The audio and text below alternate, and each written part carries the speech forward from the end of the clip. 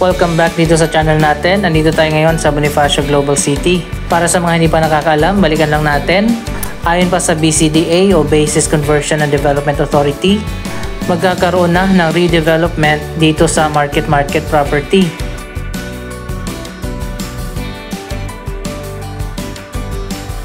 Ito pala ang huling property na pagmamayari ng BCDA dito sa BGC. 20 or 25 years ago, nagkaroon ng agreement ng BCDA at ang Ayala Land para i-develop ang market property. Isa sa mga project na itinayo dito ang Ayala Malls Market.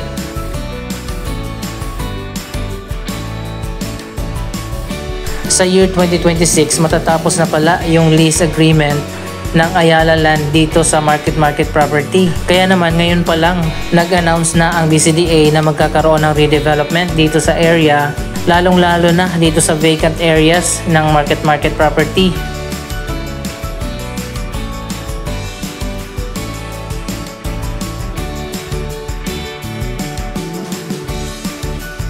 Nasa 9.7 hectares ang buong lawak ng market.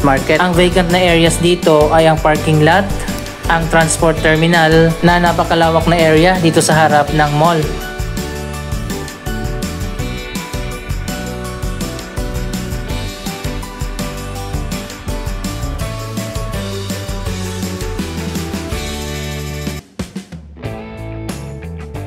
Year 2026 matatapos na yata ang lease agreement ng Ayala dito sa market property. Kaya naman magkakaroon ng bidding process para sa redevelopment na gagawin dito.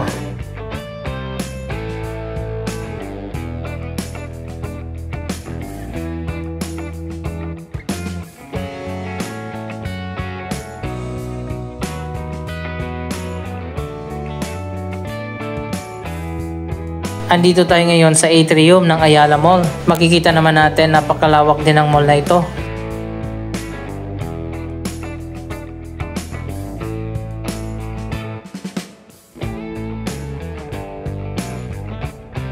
Next year ay magsisimula na ang bidding process at mag-i-invite ang BCDA ng iba't ibang mga company na interested na i-develop ang market property.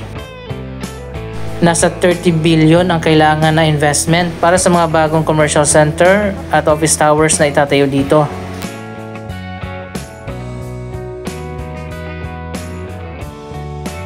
Pwede pa rin namang sumali ang Ayala sa bidding process kapag natapos na yung contract nila sa year 2026. Pero sa tingin ko, hindi ito bibitawan ng Ayala Land. Napaka-prime location kasi ng market.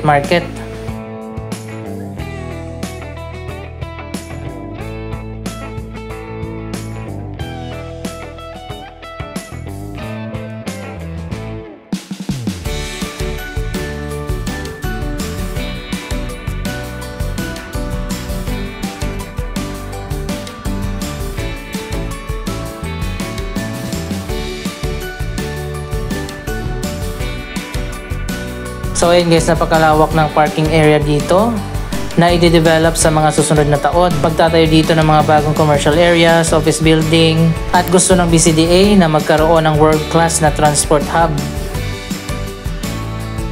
By the way, natapos na pala yung Hotel 101 na itinayo dito malapit sa SM Aura.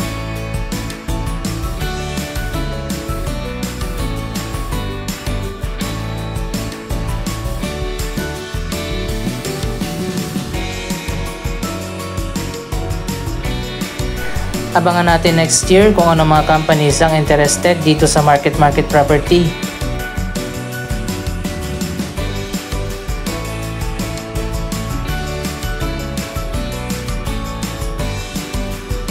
Ang Hotel 101 pala ay tinayo dyan sa kabilang side ng C5 sa Barangay Pembo, Makati City na ngayon ay bahagi na ng Taguig.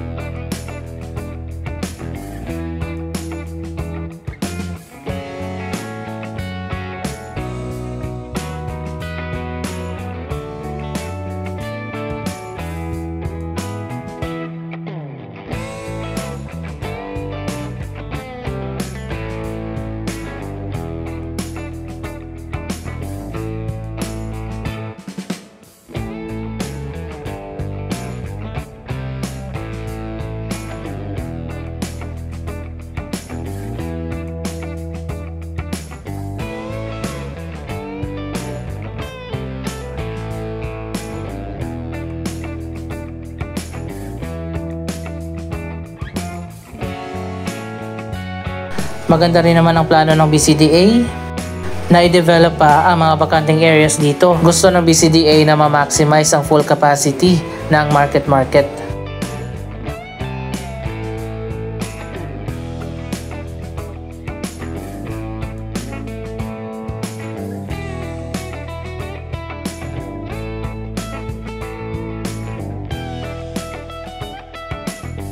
Andito tayo sa gilid ng SM Aura. Ipapakita ko sa inyo ang other side ng Bonifacio Global City.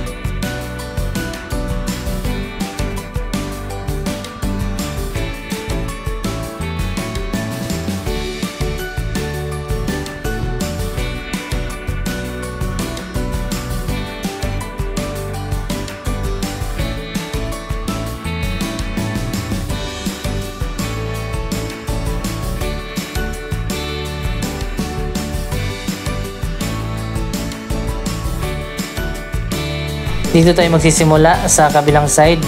May mahiwagang lagusan dito, papunta dyan sa mga communities. Kung hindi ako nagkakamali, sakop ito ng barangay Pinagsama sa Taguig.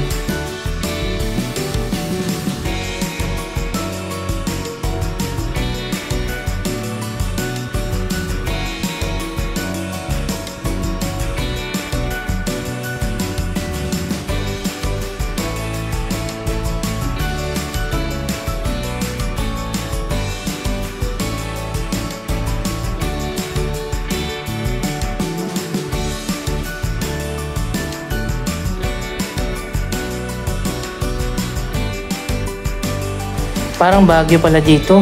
Medyo mataas itong area kung saan itinayo ang SM Aura at nasa baba yung mga communities.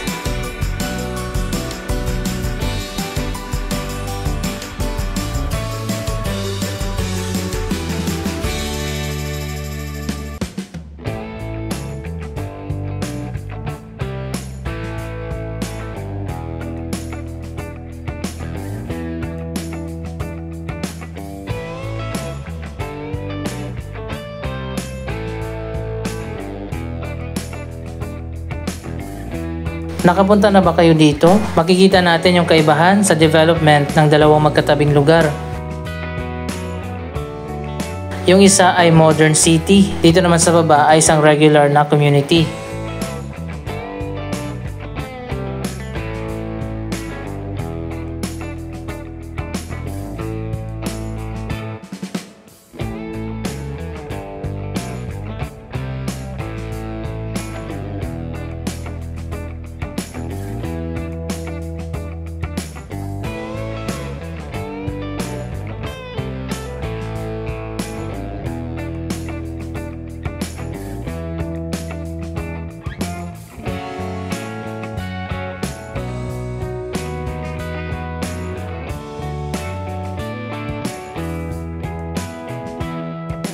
Hanggang dito yung property line ng Bonifacio Global City na dating military base noon na ngayon ay na-develop na bilang isang business district.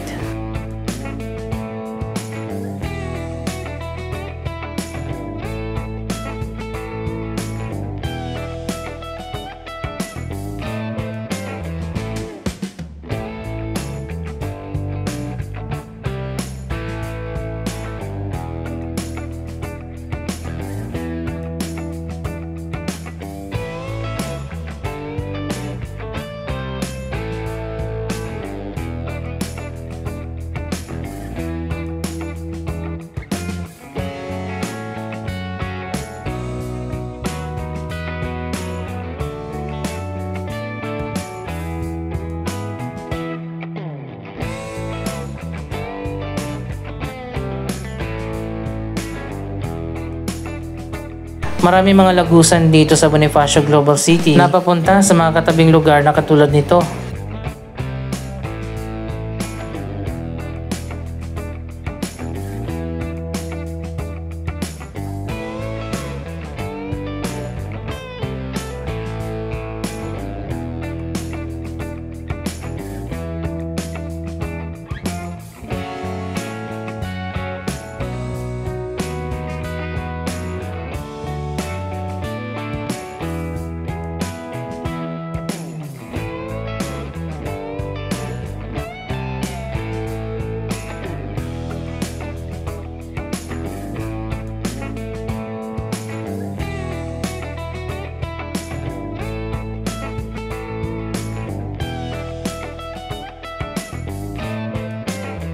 Dito naman tayo ngayon sa kabilang side ng SM Ora. Nakaharap ito sa C5.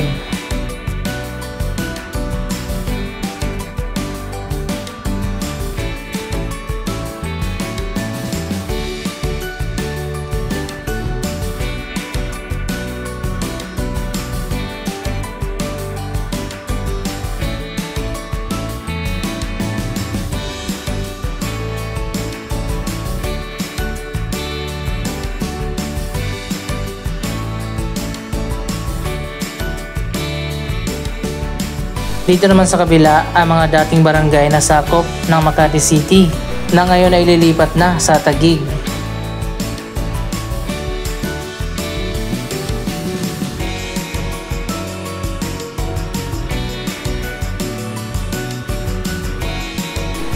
Para sa mga hindi pa nakakaalam, nagbaba ng desisyon ng Supreme Court at mas pinabura nito ang Taguig City, kung saan inutusan ng Supreme Court Makati City na ilipat na ang 11 na mga barangay na sakop nito. Yan ang mga EMBO barangays.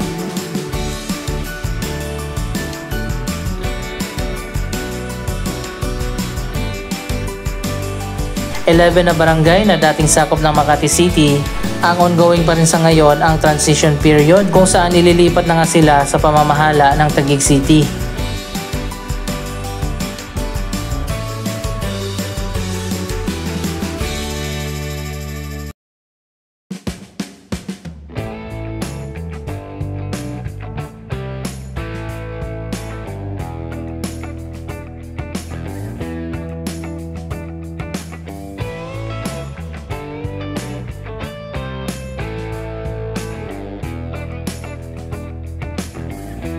So ayan guys, biglang umulan. Pasok muna tayo dito sa loob ng SM Ora. Mas nauna na pala na naglagay ng Christmas decorations ang SM Ora.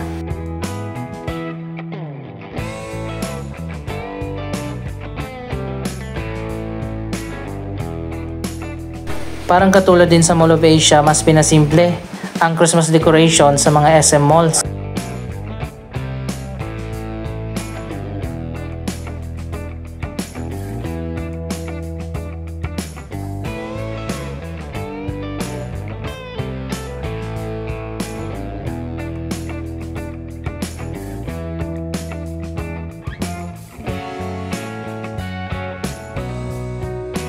Kung ikukumpara natin sa mga previous years, mas simple lang ngayon ang decoration dito sa loob ng SM.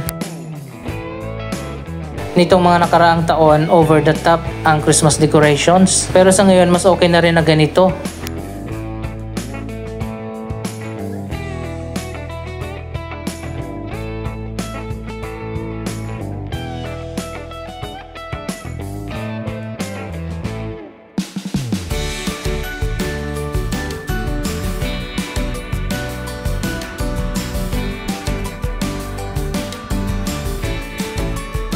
Ang mga SM malls pa lang ang nakita ko na naglagay na ng Christmas decor. Ang ibang mga mall katulad ng Robinsons at Ayala ay wala pa.